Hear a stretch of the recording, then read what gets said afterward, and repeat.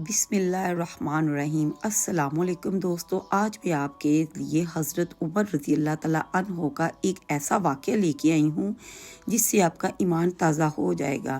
آپ کے غلام اسلم فرماتے، رات کو میں اور جناب عمر نکلے تھے۔ ایک مکان میں ہم نے دیکھا ایک عورت ہے نا، اس کے بچے بار بار شور کر رہے تھے اور وہ کچھ پکا رہی تھی۔ آواز آ رہی تو حضرت عمر نے دروازے پہ دستک دی۔ کون ہے دروازے پر؟ کہا میں ایک غلام ہوں۔ حضرت عمر کہتے ہیں غلام ہو؟ بہن کیا مسئلہ ہے؟ بچے کیوں رو رہے ہیں؟ تو بی بی کہنے لگی تمہیں کیوں بتاؤں، جاؤ اپنا کام کرو۔ حضرت عمر نے اصرار کیا تو تلخ لہجے میں، جس سے غصہ نہیں کر جاتے، تو اس تلخ لہجے میں بی بی بھی کہنے لگی دعا کرو میرے اور عمر کے درمیان قیامت میں فیصلہ ہو۔ کیسا حکمران ہے کہ اس کی حکومت میں میرے بچے بھوکے سو رہے ہیں؟ یہ میں نے پانی روڑے ڈال کے چڑھائے ہیں، لیکن یہ پیٹ کی بھوک بھی نا بہت ڈھیٹ ہوتی ہے، یہ نیند بھی نہیں آنے دیتی۔ خیال تھا کہ رو دو کے سو جائیں گے، پر سو بھی نہیں رہے۔ حضرت عمر فاروق رضی اللہ تعالیٰ عنہ دوڑے گئے، گھر سے سامان، اناج، غلہ کندھے پہ رکھا۔ خادم کہتے ہیں میں نے کہا مجھے دے دیں۔ فرمانے لگا چلو ٹھیک ہے، لیکن وعدہ کرو قیامت کے روز بھی تو میرے بوجھ اٹھائے گا۔ تو میں نے کہا حضور نہیں، یہ میرے بس کی بات نہیں۔ پھر فرمایا مجھے کرنے دو۔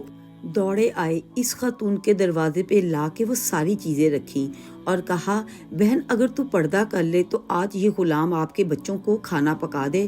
پھر وہ گھی چڑھا کے چینی ڈال کے کچھ سامان پکتا تھا، وہ کھانا پکایا۔ غلام کہتے ہیں جب پھوکے مارتے تو داڑھی مبارک سے دھواں نکلتا، آگ جلاتے تو وہ دھواں نکلتا، تو آپ نے پھر کھانا پکا کر ان بچوں کو کھلایا۔ پھر حضرت عمر فاروق رضی اللہ تعالیٰ عنہ انہوں نے تھوڑے پیچھے بیٹھ گئے اور بچوں کے ساتھ باتیں کرنے لگے اور وہ بچے ہنس رہے تھے۔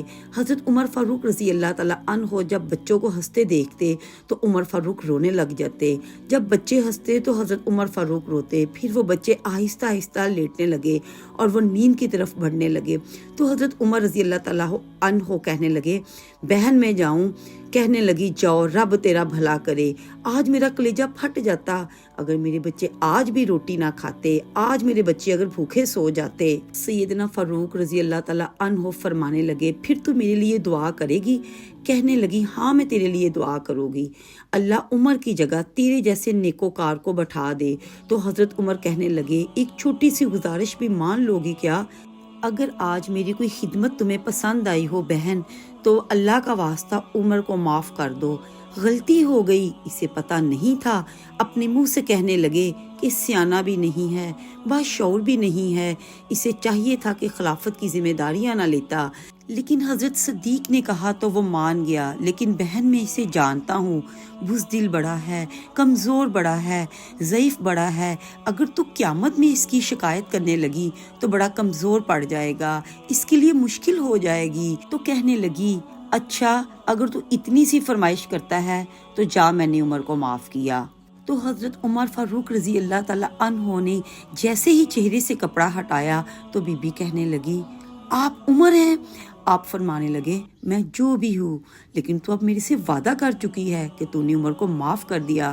پھر باہر نکلے اور اپنے خادم اسلم سے کہنے لگے 2 بندے اور بلاؤ اور انہیں گواہ بناؤ کہ میں نے اس غریب کے بچے ہنسائے ہیں۔ سبحان اللہ، تو جا ان کو بتا میں نے ان بچوں کو ہنسا دیا ہے، میں نے بھوکے بچوں کو کھانا کھلا دیا ہے، تو میری اس بات کا گواہ بن جا۔ اب اس بی بی نے مجھے خود کہا ہے بغیر کسی جبر کے کہ اس نے حضرت عمر کو معاف کر دیا۔